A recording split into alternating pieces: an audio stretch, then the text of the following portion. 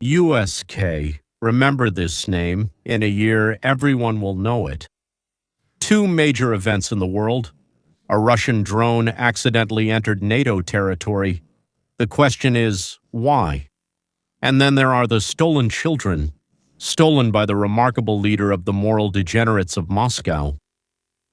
There's also, for example, Trump's visit to China, but you'll hear more about that and we'll talk about it too. But for now, I think these two events are the most important today. Let's turn to history for a moment. Many years ago, the Jesuits used to say, "Give us a child until the age of 7, and the person you get back later will be whoever we make him into. Period. Forever. Period." Well, the same phrase with variations was repeated by Lenin, Hitler, Mao Zedong, Pol Pot, Nietzsche, Ceausescu, and today Vladimir Vladimirovich Putin. All the tyrants in world history, independently of each other, on different continents, in different centuries, in different languages, in different religions, came to the same conclusion. And today, right now, while you are watching this, my video, what they discovered is being applied to your grandchildren, to mine as well. To our grandchildren, yours and mine. We are in this together. We don't even suspect it. Or rather, we didn't suspect it until today. Well, let's still start with Article 5 of the treaty between NATO countries. But first, please, learn a new word. Oseka. Why? On May 8, 2026 at 8 a.m. in a field with rapeseed, well, rapeseed has nothing to do with it. It just happened that way. Near a Polish village here is Oseka, an aircraft crashed. Without explosives, but with inscriptions in Cyrillic. 20 kilometers from the border of Poland with the Kaliningrad region of the Russian Federation. Poland is speaking in a half-whisper, NATO is speaking even more quietly. Major world media devoted no more than 3 paragraphs to it. And now I'll tell you the following. This is possibly the most important event of this week in the world. More important than Trump's visit to Beijing. More important than the shelling of Lebanon, more important than the missile tests. Well, of course, I'm talking about Putin himself. I'll tell you why in a minute. And at the end of the video, I'll explain which scenario is already playing out right now, and why people are afraid to even mention it out loud, even in the Polish Sejm. Yes, listen, ladies and gentlemen, listen to the end. This concerns all of us, including those who live in Los Angeles, Berlin, Tel Aviv, and thinks that the war in Europe is somewhere far away. To understand the scale, we need to remember November 15, 2022, the village of Przewodów. Przewodów, I think. Yes, Dów, southeast Poland. 2 victims of the missile. The first thought in all NATO capitals, this is a Russian strike on a member of the alliance. Well, Poland scrambled its fighter jets. Joseph Borrell called an emergency meeting. Biden woke up Zelensky. For 3 hours, the world was 3 steps away, so to speak, from Article 5. Then it turned out the missile wasn't Russian, but Ukrainian, a piece of an S-300 that fell during an interception attempt. Everyone breathed a sigh of relief. Since then, all sorts of little things started happening. Pieces of Shaheds in Romania, debris in Latvia, random incursions, flights over Estonia, Russian fighter jets over the Baltic, without transponders, by the way. For a while, everything was blamed on navigational errors, and then came September 2025. This is the main point. On the night of September 9th to 10th, 2020, on Polish territory, there were, get this, somewhere around 20 Russian attack drones. For some reason, the number 23 comes to my mind. I could be wrong. This is not a fragment. This is not something that accidentally flew in. Ladies and gentlemen, this is a swarm. NATO scrambled fighter jets. Dutch, Polish, and Italian jets shot down 4. For the first time in the history of the alliance, NATO planes fired at real targets over their own territory. Not during exercises, not in Syria, over Poland. Polish Prime Minister Donald Tusk called it an act of war. Deputy Prime Minister Radoslaw Sikorski declared it an unprecedented attack on the territory of Poland and the territory of NATO. Poland has invoked, well, Article 4, not Article 5 yet, of the North Atlantic Treaty. This is the consultation article that precedes Article 5. They are discussing whether to consider it an attack, what needs to be done, and so on. 5 days have passed. September 14, Romania. A Russian Shahed 136 in its airspace. As many as two F-16s intercepted. In response, NATO Secretary General Mark Rutte announces Operation Eastern Sentry on September 12. That means Eastern Sentry. Two F-16s are constantly in the sky over Poland. A Danish air defense frigate is in the Baltic, French Rafales, a German one, I think, Eurofighter. And there was the American anti-drone system Merops with artificial intelligence. Well, basically the whole bouquet. Throughout 2025, there were 18 confirmed violations of NATO airspace by Russia. And not once did NATO enter Russian territory. So either we don't make mistakes or we don't provoke. Compared to 2024, that's a 200% increase, 3 times more in just 1 year. And then comes May 2026. We're back in the field with RAPS. The drone enters Polish airspace. I'm quoting the Deputy Minister of Internal Affairs of Poland, Vyacheslav Szczepanski, at high speed and landed almost immediately after crossing the border. Well, about 20 miles or kilometers. Miles, I think. There was no chance to intercept it. That's what Mr. Vyacheslav Szczepanski said.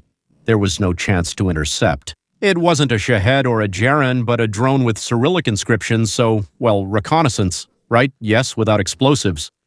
The prosecutor's office of the city of Olsztyn has opened a case. Illegal crossing of Polish airspace from the direction of the Kaliningrad region. And now, here's the key difference you need to understand. All the previous incidents, like the one in Prewodów and in September 2025 in Romania, were stray Shaheds launched from Russia towards Ukraine. Russia could always say, we were aiming at Kharkiv, but the wind carried it away. But this is a completely different story. This one was launched from Kaliningrad, not towards Ukraine, but towards Poland. It wasn't carried by the wind. This is a deliberate reconnaissance of NATO territory. How quickly do they react? How far can it fly without being noticed, and so on? You understand? Do you feel the difference here? This isn't a nuance, it's just the next step. And what's notable is that Poland is almost silent about this. The local newspapers wrote about it, but there's no scandal in the same. Estonia, Lithuania, there were a few comments, but almost nothing. Brussels had just a couple of lines. President of Poland, Karl Nawrocki, not a word. Prime Minister Tusk, again, not a single word. As our old saying goes, he kept completely silent. Why was he silent? I'll tell you in a minute, but first, let's talk about you. If you've watched up to this point, up to this minute, up to this second, please give it a like. Stop. This isn't about helping the algorithm, it's an act of resistance. The more people see this, the fewer there will be who wake up on the day when a real Shahed hits a Polish school and ask in confusion, how could this happen? Why didn't anyone warn us?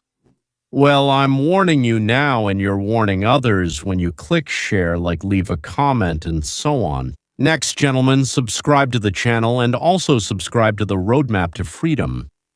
Send this video to your relatives in Poland, Lithuania, Germany, Israel, and to your friends in America.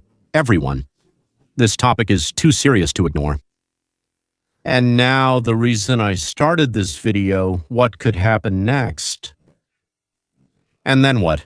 As they used to say when I was a kid, cat soup? I still don't understand what that was supposed to mean. I'm not a fortune teller, I'm an analyst. And please don't explain to me what cat soup means. I want to stay in the dark about it. That's it. I'm an analyst. I look at the options and assess which ones are realistic, how likely they are, and so on. Here's the first scenario, the scariest one, but not the most likely. Not the most likely. It's called nightmare. The nightmare scenario.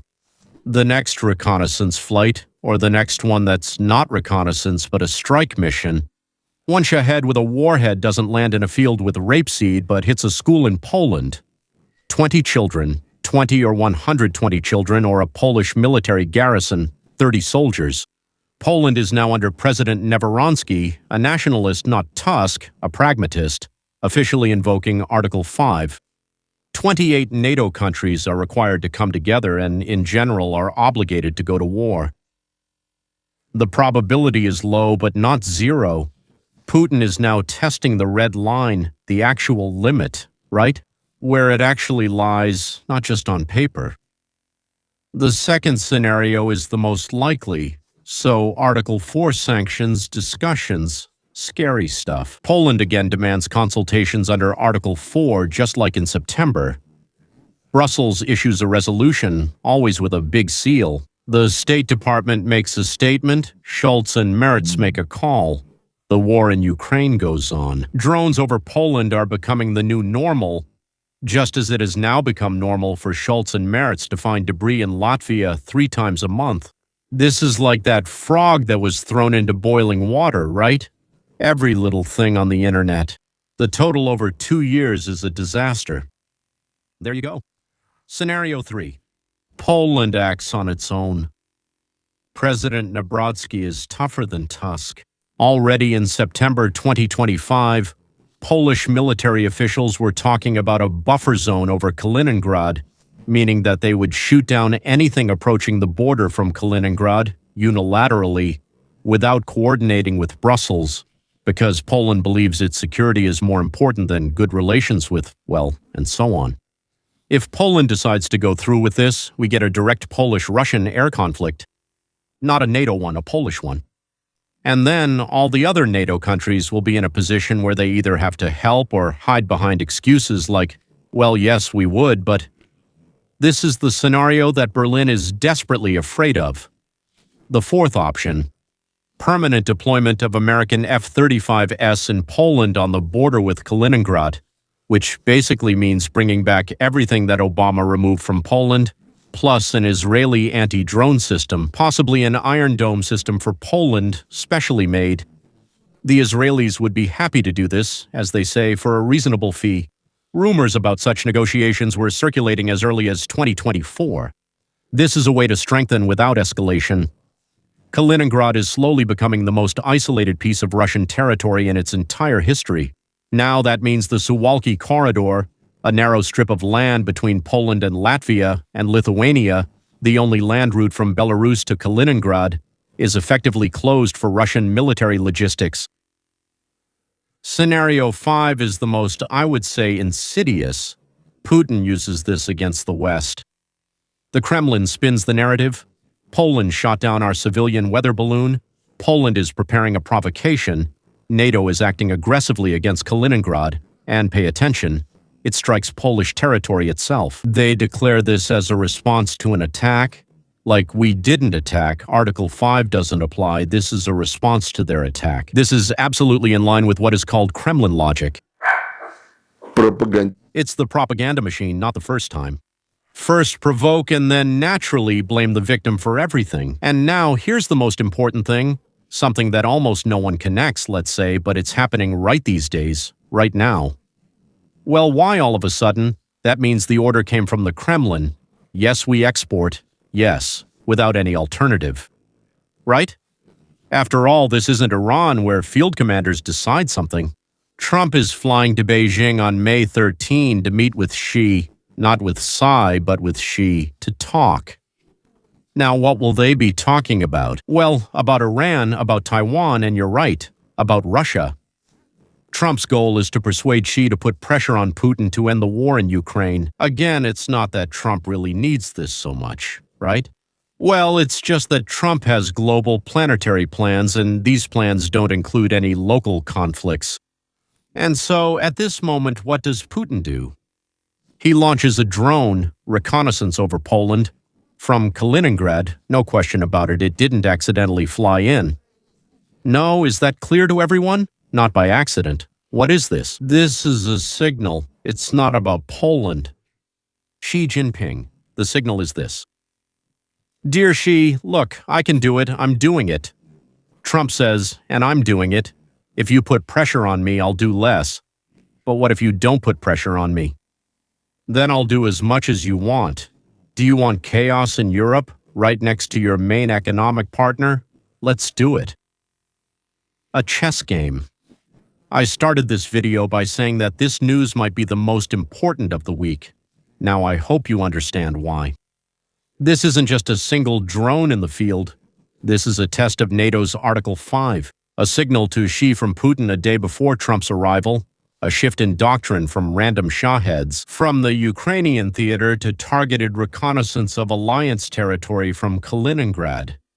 The West's last chance to respond before Moscow strikes, which will already have casualties.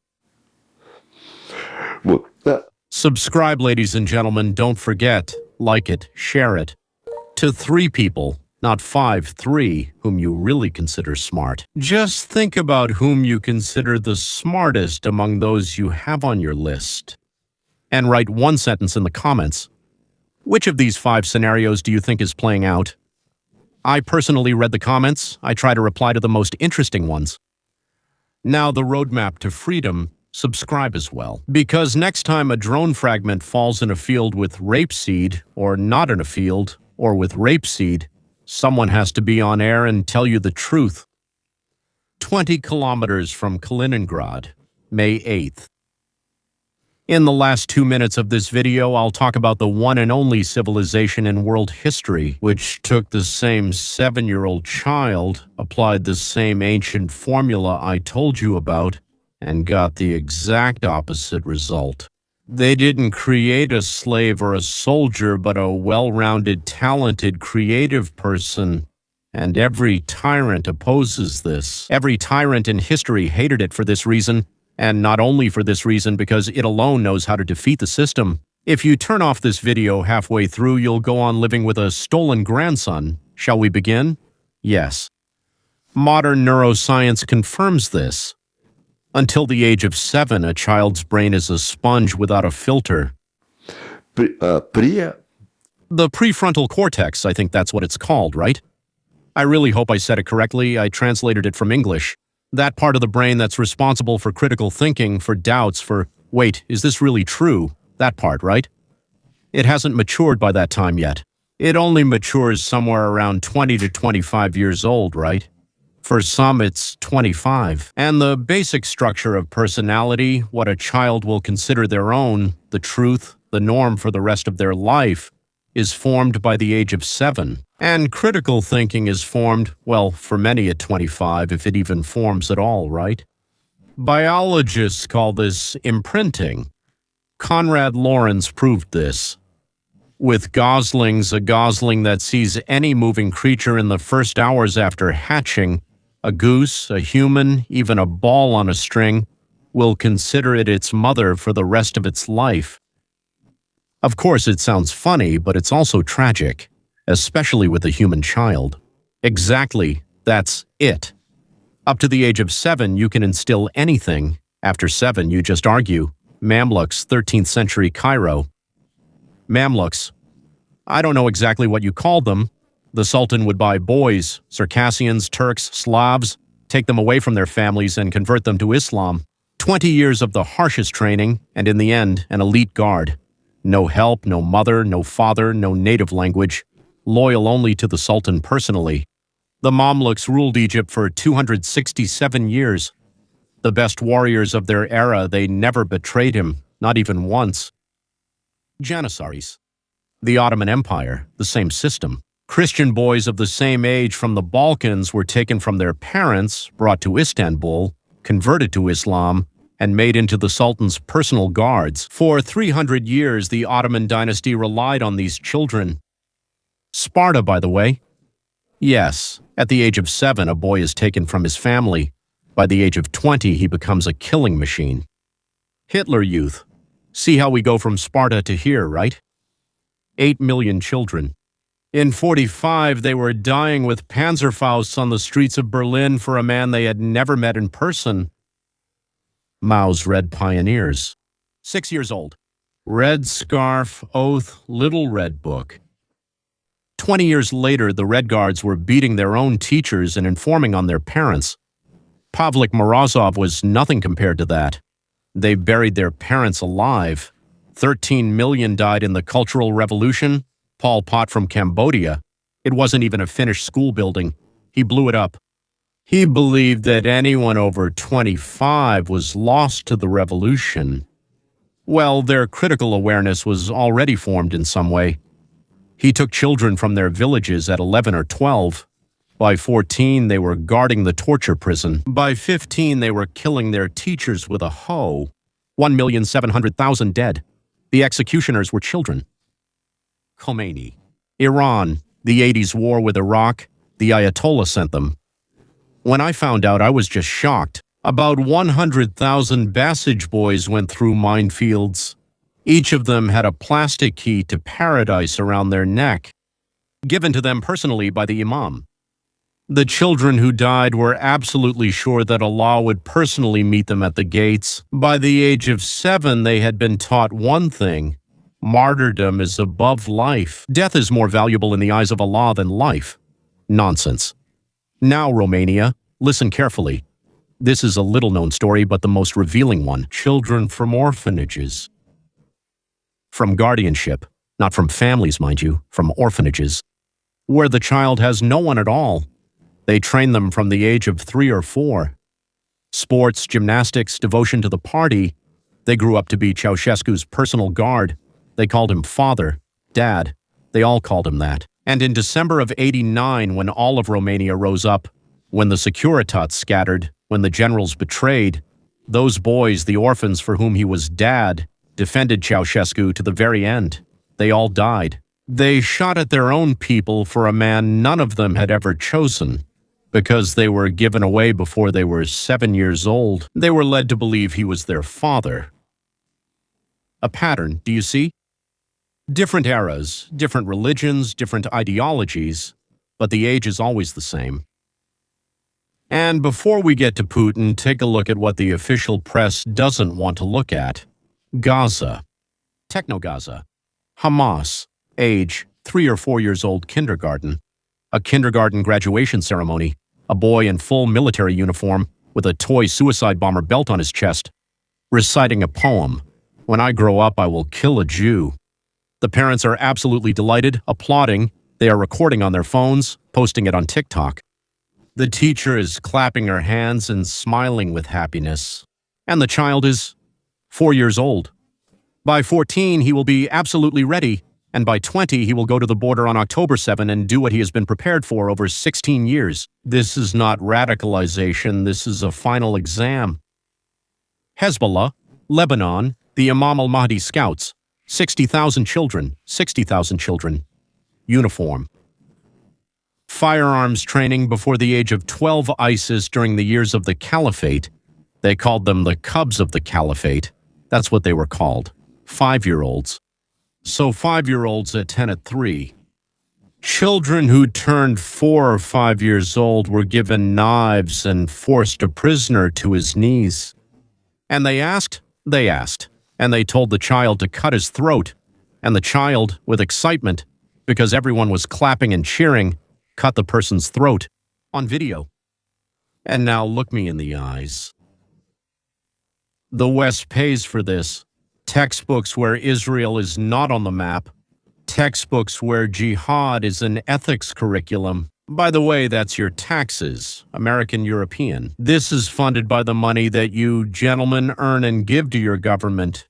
You can't not give it. They take it anyway. I understand, right? There, and now let's talk about today. May 12, 2026. I open the morning news and read, Putin spent $677 million on the militarization of Russian school children. Drones, uniforms, ideological courses starting from first grade, UNARMIA. 1,800,000 children. The movement of the first, 4,700,000. A personal portrait of Putin. Founded on December 18, 1922.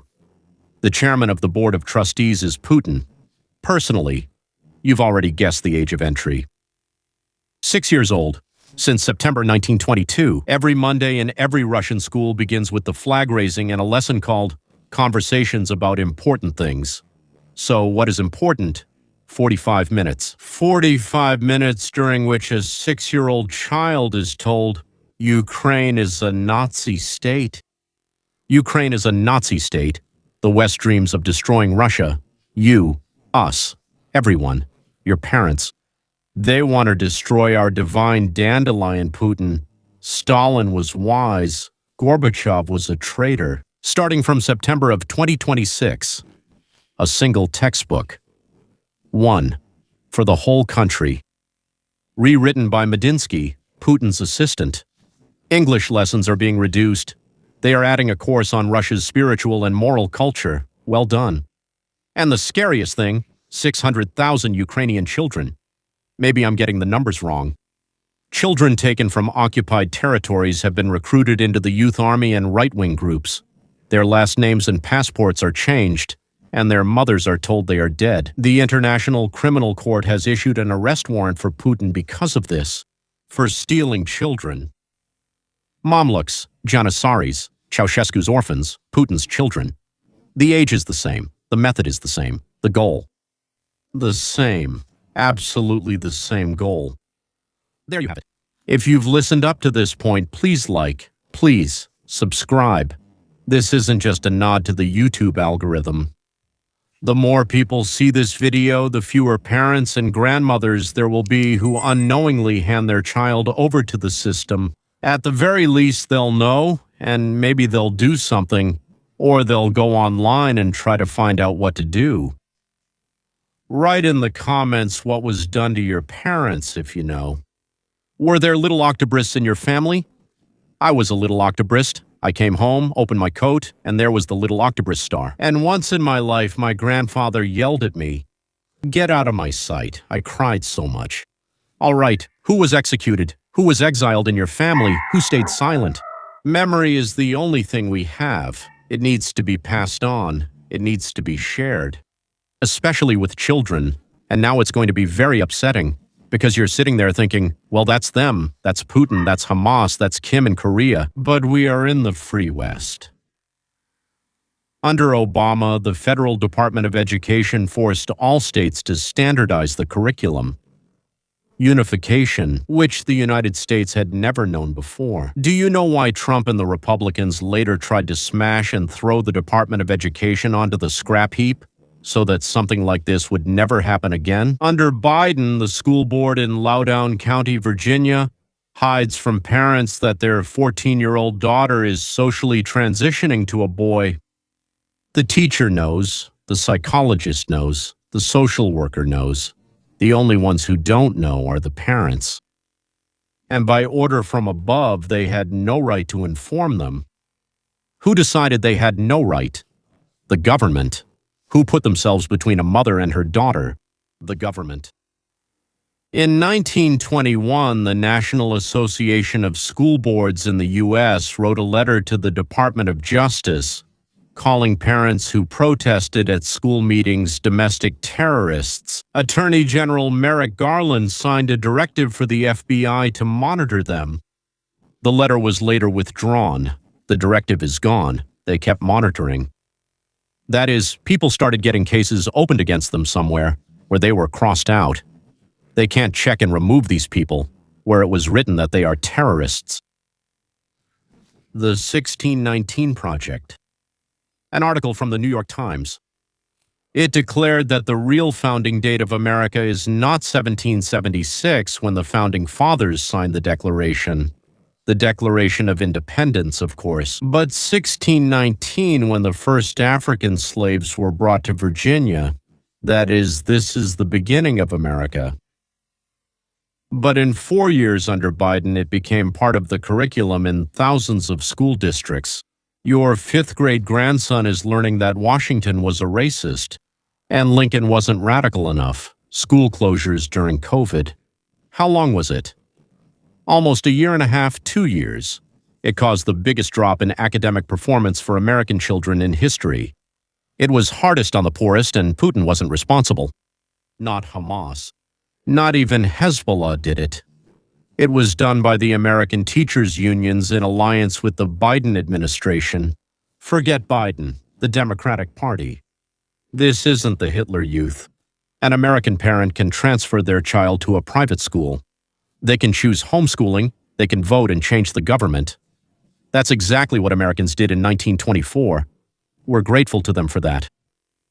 But the direction of the movement is the same. The age of application is the same. 6. Well, at most, 7 years old. The principle is the same. The state sets itself up, well, as a wall between parents and children. And if you don't see this, gentlemen, then, excuse me, you have already been conditioned internally. I don't mean anything bad by this. Just open your eyes. And now what I promised at the beginning. Attention, 3,000 years ago. In a small tribe on the eastern shore of the Mediterranean Sea, something happened that never occurred anywhere else in world history.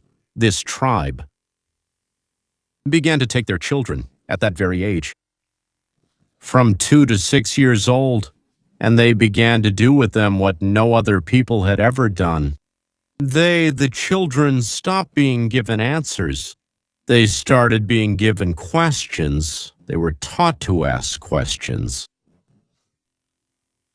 I'm talking about Jews. I'm talking about the Talmud, of course. Open any page of the Talmud. What will you see there? What, a catechism? No. It's not the ultimate truth, the final authority. What you'll see is a debate. The school of Hillel debates with the school of Shammai. The debate is recorded.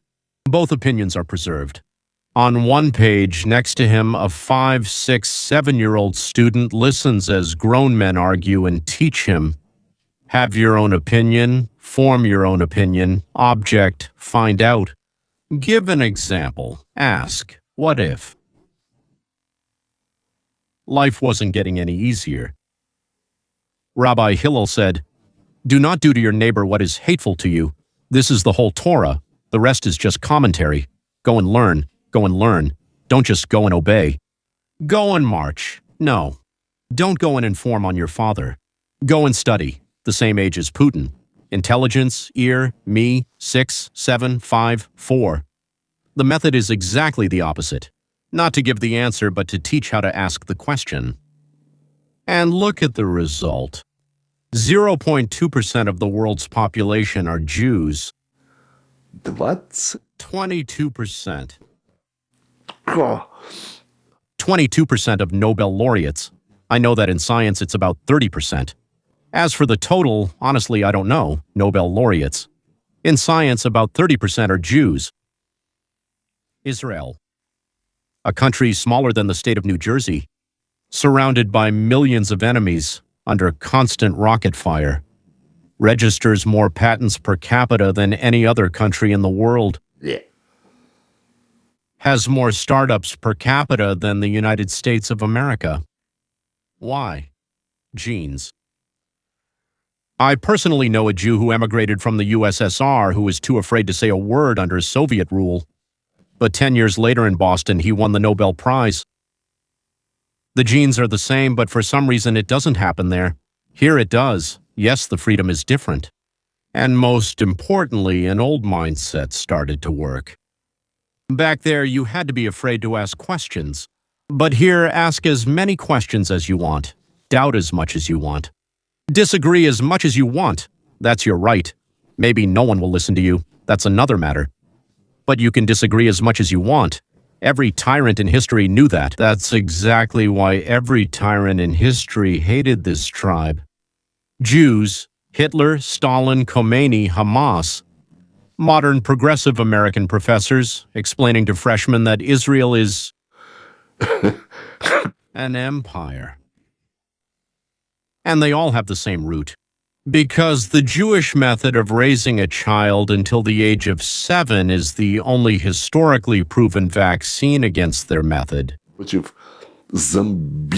I don't know how to describe it more precisely. To crush a people who teach their young children to ask questions is the only way for a tyrant to survive into the second generation. That's why they keep trying. For 3,000 years in a row and for 3,000 years they've been losing. Listen to me carefully. Just one last minute, I promise. You, me, everyone watching this has a child in their life. A grandson, a son, a nephew, the neighbor's boy, a little one, under 7. With an open face and an open mind. The clock is ticking. Every day you don't invest in him, someone else does. Conversations about important things shape him. Cartoons shape him. The Virginia school nurse who hides a social transition from you shapes him. The TikTok algorithm, written in Beijing, shapes him from 6 a.m. to midnight, every day. Every single day, and only you. He's still little. The school will handle it. The school will handle it. The school will handle it. Andrew Galams, astrophysicist, founder of Volitional Science. A man whose name you will hear many times on this channel. He formulated it this way: the state creates nothing. Only individuals create. The state can either protect the conditions in which an individual creates or destroy them. Every regime that takes a child away before the age of 7, the regime chose to destroy.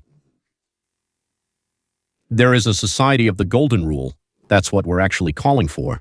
A society where a child up to the age of 7 receives not Keith Hayes, but Hillel.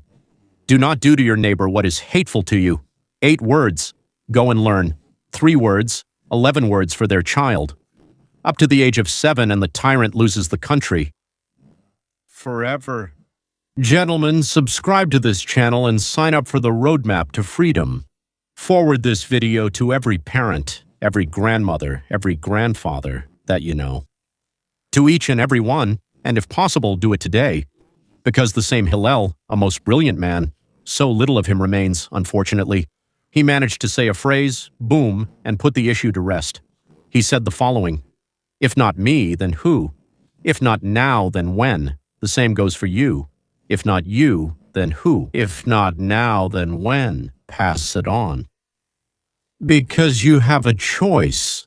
Either you teach this child or someone else will teach him. And there is no third option. Gentlemen, if you pay attention, behind me there are books. This is the Babylonian Talmud. Of course, the most amazing thing is to read it in the original, well, or in translation. But not everyone can do that. Not everyone has the time. Not everyone has the patience. Not everyone will have the opportunity. But everyone, each of you, has the opportunity to teach a child to ask questions. And that, I think, is the most important thing. That's what you can give to those you care about. The ability to ask questions. An interest in asking questions. A need to ask questions. So turn your child into a kind of rapid-fire question machine. That's all. Until next time, goodbye.